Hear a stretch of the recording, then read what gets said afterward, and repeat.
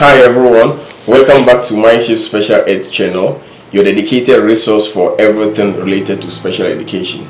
Today we are very fortunate to have Miss Brown, a dedicated multilingual educator with several years of experience in supporting or providing support services to students with diverse learning needs.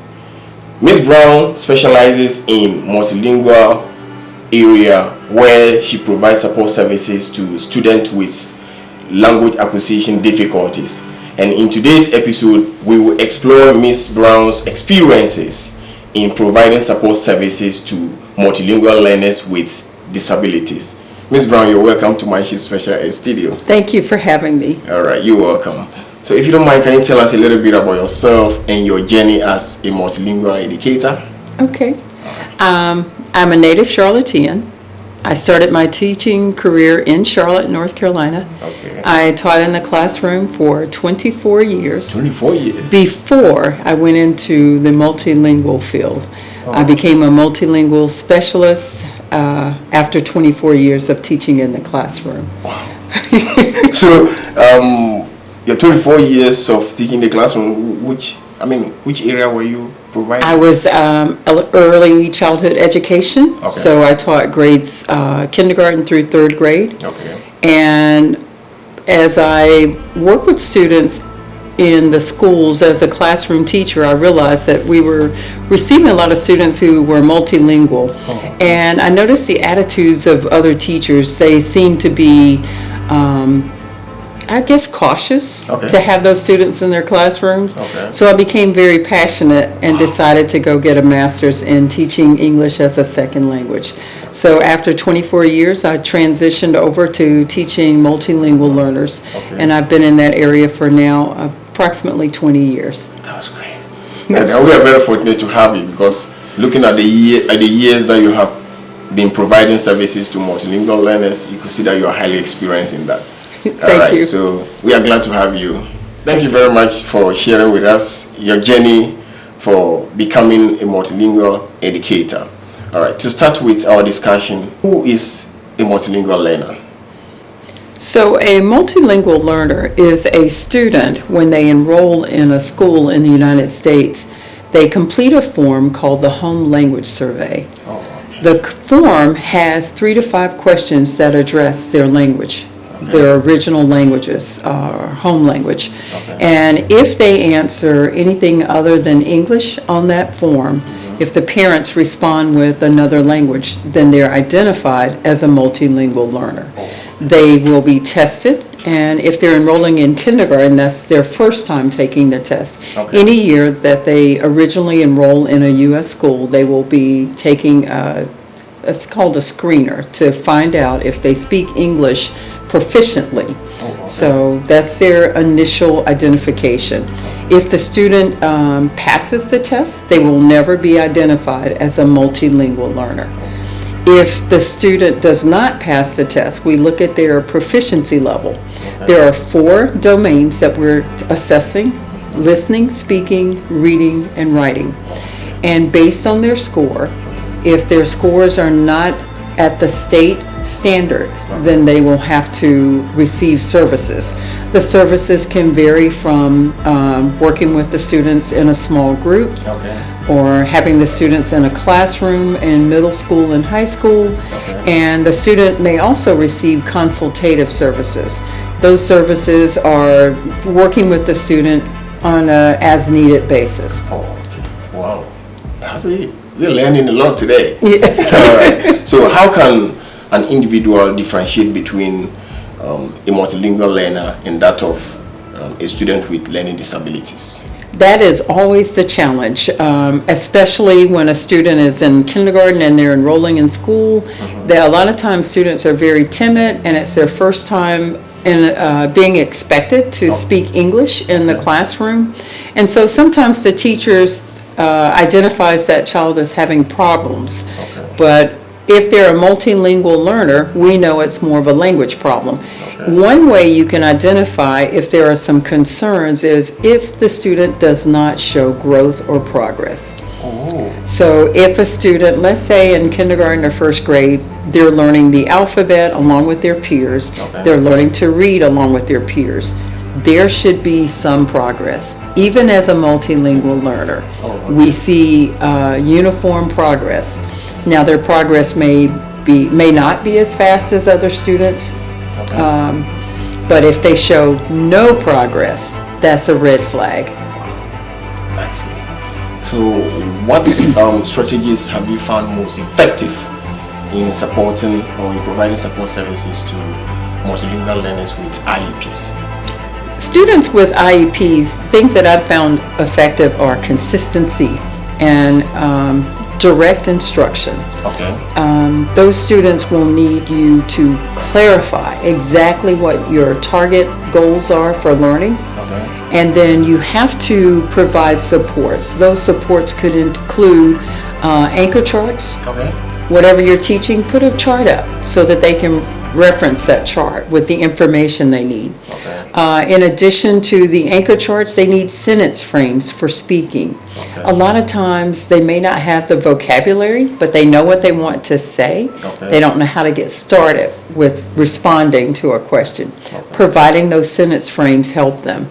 With reading and writing, again, providing a model Okay. of what you expect. All of those are excellent ways to show progress with those students. That's good. All right. So when it comes to assessment aspect, you know, you have students, multilingual learners in your classroom who are having IEPs and those that are not having IEPs, right? That's correct. Okay. So do you differentiate your assessments when it comes to assessing all of them together?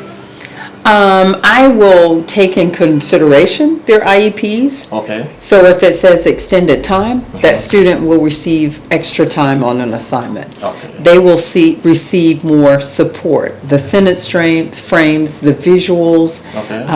they will receive additional supports within my classroom. Thank you for sharing with us the strategies that you found most effective in supporting students or in supporting multilingual learners with IEPs. All right, so what are some of the challenges that you think multilingual learners face in the classrooms? One of the most challenges, one of the most dominant challenge that I see in the classroom is that our students are kind of apprehensive about using their home language. And that home language is critical for the students in understanding concepts and being able to talk about it first in their home language to solidify the knowledge that they're trying to apprehend in English. So a challenge would be that they're not utilizing that. They're not allowed to have that thought process with peers in their home language. That is very important, and it helps them to grasp concept, just like our English discussion group. Okay. A teacher says, I want you to turn and talk with your partner. That's a chance for them to solidify their knowledge. If the student is not allowed to use their home language, sometimes they have trouble grasping the concept and solidifying that they actually understand that newly taught concept. Some other challenges I see in the classroom is actually providing opportunities for speaking.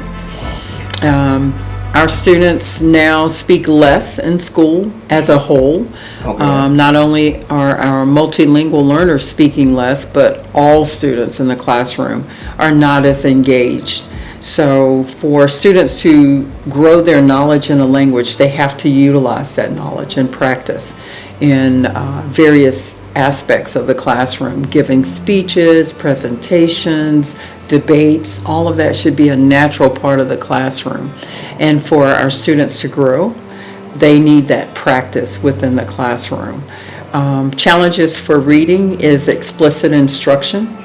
So teachers have to make sure that they provide opportunities for students to give students direct instruction on how to read, what they expect in the reading, and how to practice the reading.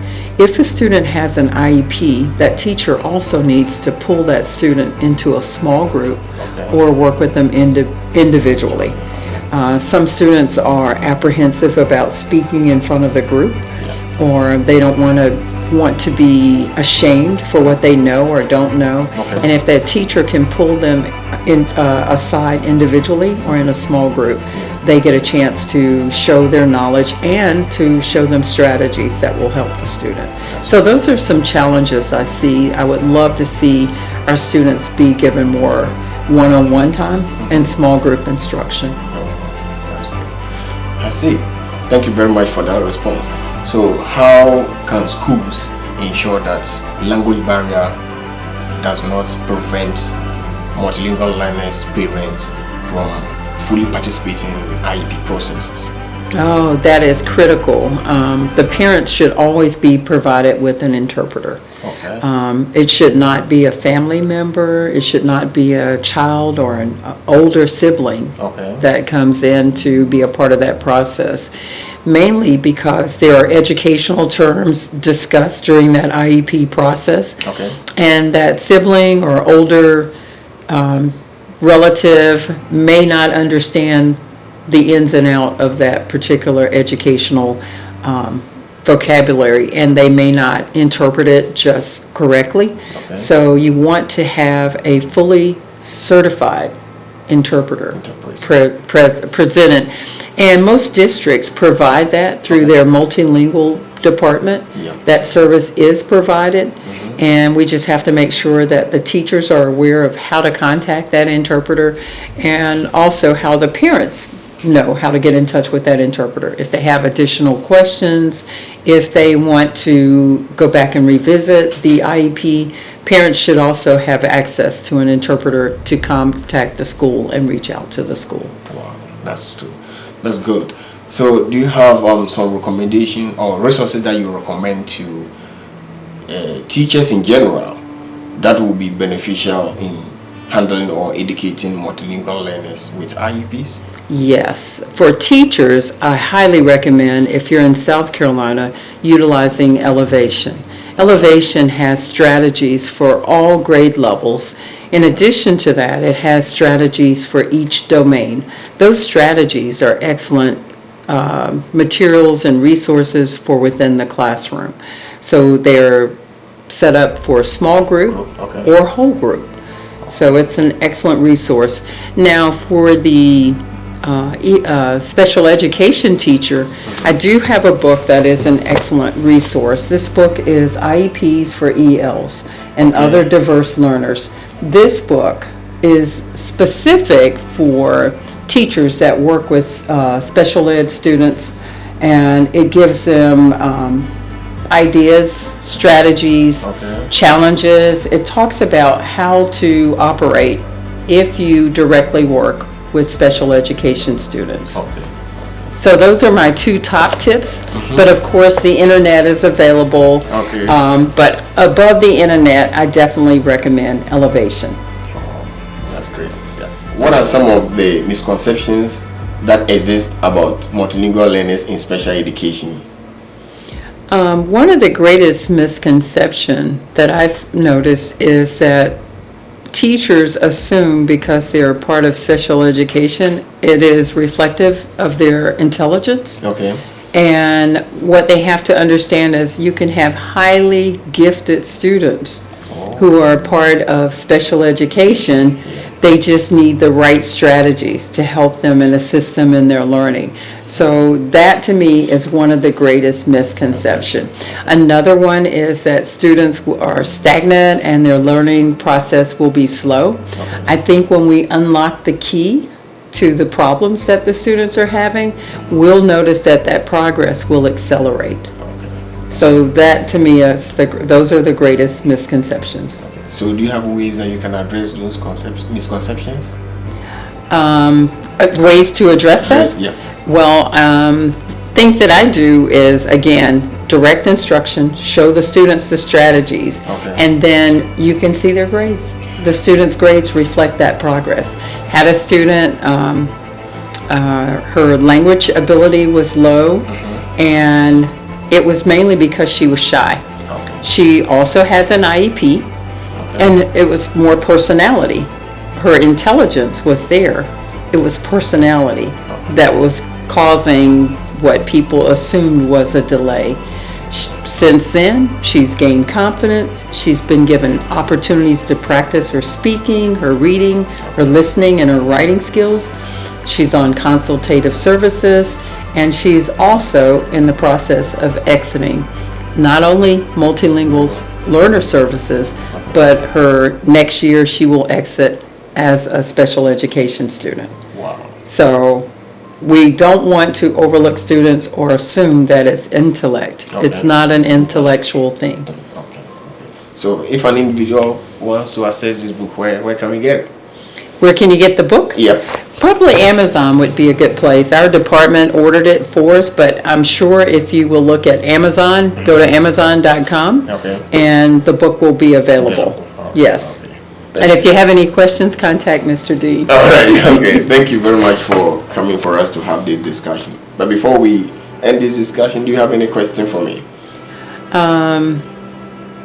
What has been your biggest challenge in working with multilingual learners since you've been in the United States? Okay, that's a good question. So, in providing support services to multilingual learners with IEPs, as a special education teacher, it will be very challenging if you are not collaborating with the multilingual specialist. Because collaborating with the multilingual specialist will kind of give you more ideas in order to handle or provide the appropriate services to the multilingual learners. Can you share with me and with the audience what the difference in special education in the United States and in Ghana? All right. Thank you very much for the question. Okay, so when it comes to special education, students that are receiving special education services in Ghana are actually those that I would say in USA they say self-contained students. Okay, so in Ghana, special education students are categorized on three. We have those who are intellectually disabled, we have those that are visually impaired, and then hearing impairment. So these are the categories. So if a student is having challenge in maths, reading, or written expression, which is the learning, the student having learning disability, that student is not considered as a special education student. Yeah. So maybe that student need extra support when it comes to maths, reading, or written expression, but that student is not considered as a special education student, and that person will not be receiving special education services. Okay, thank you. You're welcome.